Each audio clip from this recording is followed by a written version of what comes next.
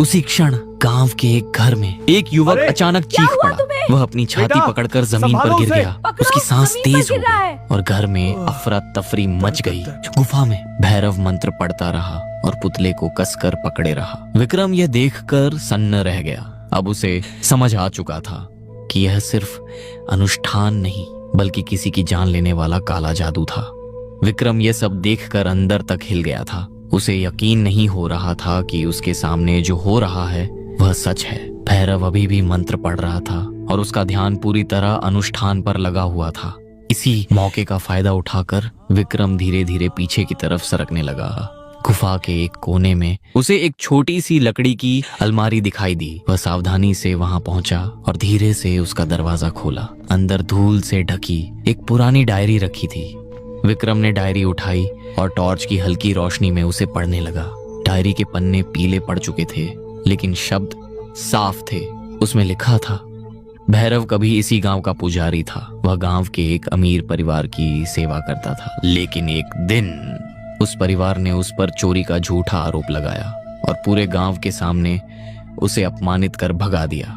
भैरव का सब कुछ छिन गया था। इज्जत, घर, पहचान सब खत्म हो गया। डायरी के अगले पन्नों में लिखा था कि उसने बदला लेने की कसम खाई और काला जादू सीखने के लिए जंगलों में चला गया। विक्रम के हाथ हल्के हल्के कांपने लगे। अब उसे समझ आ रहा था कि यह सब बीमारी नहीं बल्कि भैरव का सोचा समझा बदला था। विक्रम डायरी के पन्ने तेजी से पलट रहा था। हर शब्द भैरव की नफरत और बदले की आग को दिखा रहा था। तभी उसकी नजर डायरी के आखिरी हिस्से पर पड़ी। उसमें लिखा था, भैरव ने अपने काले जादू को अटूट बनाने के लिए अपनी ही आत्मा का एक हिस्सा एक विशेष पुतले में कैद कर दिया है। डायरी में उस पुतले को मास्टर डॉल कहा गया था। लिखा था, जब तक वह मास्टर डॉल सुरक्षित रहेगा भैरव का जादू कोई नहीं तोड़ पाएगा और उसे हराना लगभग नामुमकिन होगा। विक्रम ने घबराकर आसपास देखा।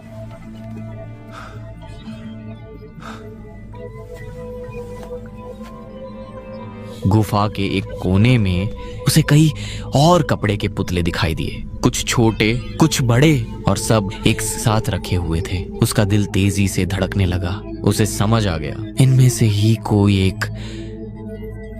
इनमें से कौन सा है मास्टर डॉल? तभी पीछे से मंत्रों की आवाज अचानक और तेज हो गई।